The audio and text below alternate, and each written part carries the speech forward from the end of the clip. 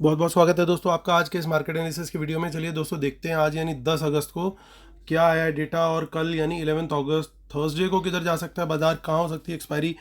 तो देखते हैं। रिटेलर्स गए हैं बुलिश, डीआईएस गए हैं मिक्स टू बुलिश, एफआईआईज गए हैं मोस्टली बियरिश, प्रोज गए हैं मिक्स टू बियरिश। चलिए अब नेट पोजीशन चेक करते हैं। इंडेक्स फ्यूचर से शुरुआत करेंगे। Retail client, domestic institution, foreign institute, pros यानी प्रोप्राइटरी अकाउंट। तो रिटेलर्स 12,000 लॉन्ग्स ऐड करके गए नेट बेसिस पे। 31,000 कॉन्ट्रैक्ट्स उनके यानी नंबर ऑफ लॉट्स लॉन्ग है इस समय। डीआईएस की सेलिंग आई 3,000 कॉन्ट्रैक्ट की, 20,000 के करीब इनके शॉर्ट्स हैं। एफ आईज का देखें तो 10,000 लॉट आज उन्होंने सेल किए हैं, उनके 6,900 लॉट रह गए हैं सिर्फ। और प्रोज की कुछ ऑलमोस्ट नो चेंज है, 18,000 के करीब उनके शॉर्ट्स हैं। अब देखते हैं। इंडेक्स कॉल में अच्छी बाइंग की है रिटेलर्स ने, 86,000 नेट लॉन्ग में आ गए हैं।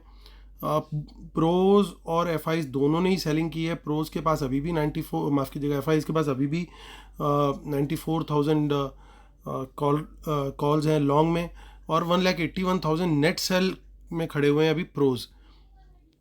पुट का डेटा देखते हैं तो पुट में 26,000 की सेलिंग करी है रिटेलर्स ने। उनके पास 45,000 पुट्स हैं लॉन्ग, 93,000 पुट लॉन्ग है डीआईएस के पास। आज के 45,000 लॉट्स के बाय के साथ एफ के पास हो गए हैं 1,19,000 लॉट्स। प्रोज को देखें तो प्रोज की 19,000 की आज सेलिंग है, यानी 2,57,000 एक्सपायरी से एक दिन पहले अच्छी खासी क्वांटिटी में पुट सेल है। स्टॉक फ्यूचर में देखें तो स्टॉक फ्यूचर्स का डेटा थोड़ा सा नेगेटिव आया है। 13,000 का सेल आया है यहाँ पे। 4,11,000 अभी भी होल्ड कर रहे हैं लेकिन stock future long. Stock calls का देखते हैं डेटा तो 30,000 की बाइंग करी आज रिटेलर्स ने। स्मार्ट मनी ने किया इसका ऑपोजिट। और स्टॉक पुट्स का कोई खास आज वॉल्यूम और डेटा नहीं है रिटेलर, लेकिन वहाँ पे बुलिश पोजीशन लेके और स्मार्ट मनी बेरिश पोजीशन लेके खड़ा है। चलिए अब देखते हैं एनएससी की साइड पर क्या दिखाई दे रहा है। तो एफ कैश में बाय करके गए 1,061 करोड़ का, 768 करोड़ का सेलिंग किया है डी ने।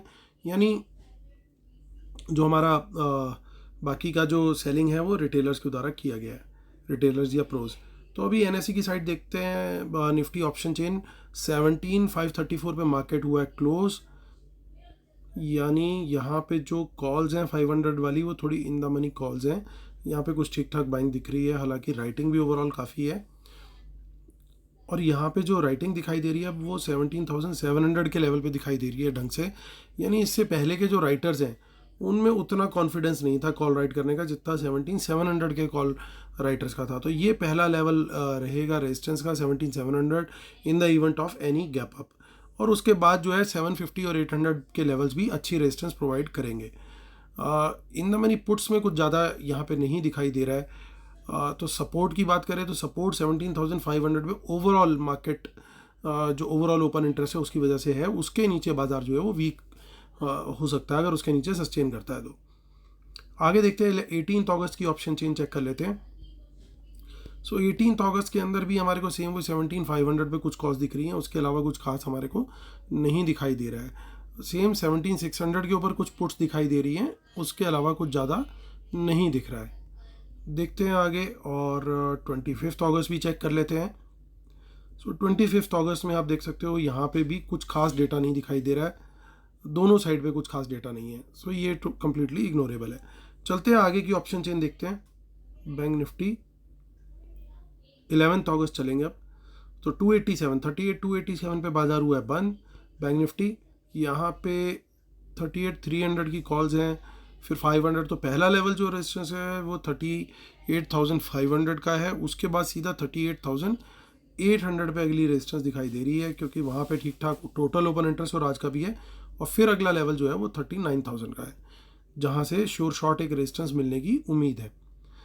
यहाँ पे कुछ इन द मनी पुट्स भी कैरी हुई हैं, यानी कहीं ना कहीं जो आज स्मार्ट मनी बाय करके गई है वो इन द मनी पुट्स में पोजीशन है। और 38,300 एक क्रूशियल लेवल होगा, जैसे 17,500 का लेवल है वैसे ही 38,300 का लेवल एक क्रूशियल रहेगा। इसके नीचे बाजार वीक होने की उम्मीद है। सेकंड सपोर्ट जो है वो निफ्टी में 17,400 पे है और यहाँ पे 38,000 पे है।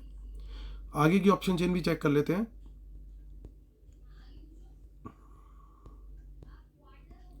तो यहाँ पे कुछ इन द मनी कॉल्स भी दिखाई दे रही हैं।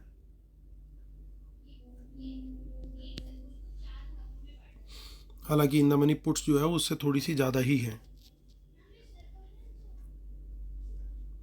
और आगे की ऑप्शन चेन देखते हैं 25 अगस्त जो कि मंथली है, और फिर सीधा चलेंगे हम अपनी शीट पर।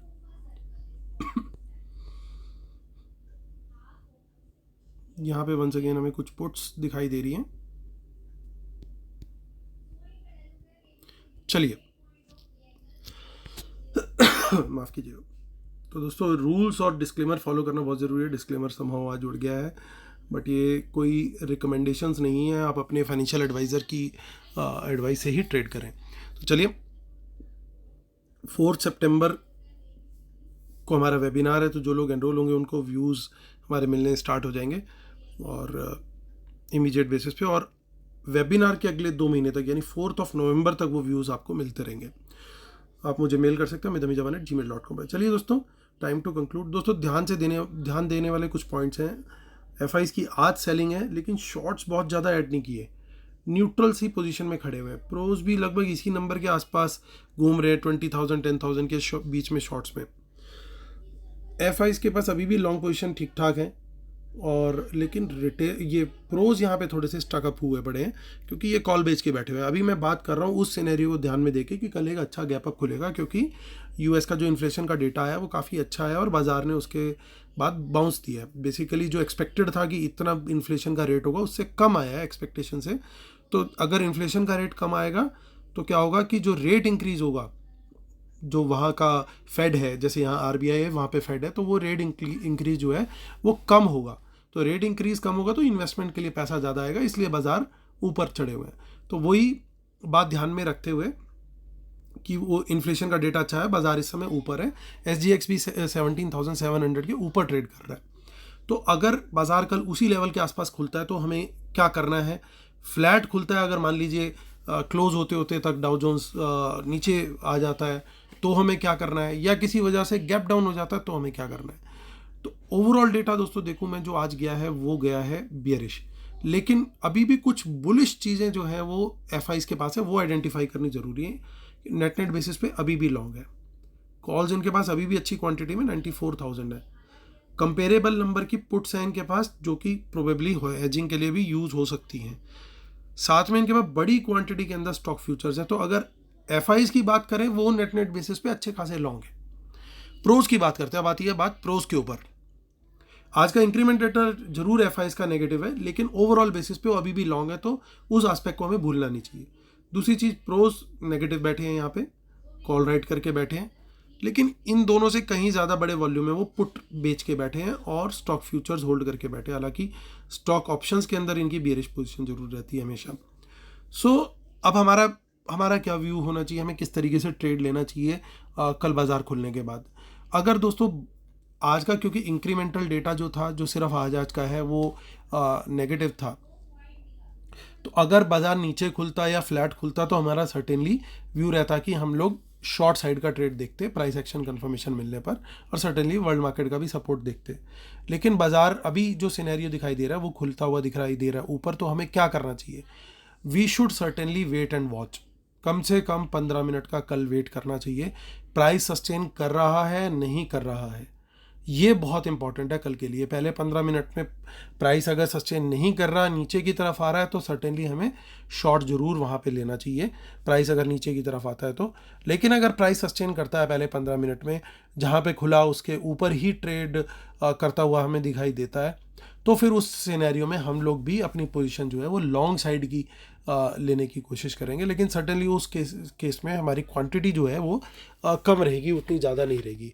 सेकंड हाफ में मैं थोड़ा और कॉशियस रहूँगा कि बाज़ार जो है वो अगर पहले हाफ में डिप नहीं मिलता है तो I will be prepared in the second half कि मेरे को वहाँ पे डिप मिले और मैं वहाँ पे शॉर्ट साइड का ट्रेड लूँ, क्योंकि कुछ स्ट्रॉन्ग एफआईज हो सकता है अपनी पोजीशन को होल्ड करें और सेकंड हाफ में एक डिप ला करके अपनी पोजीशन को स्क्वायर ऑफ करने की कोशिश करें।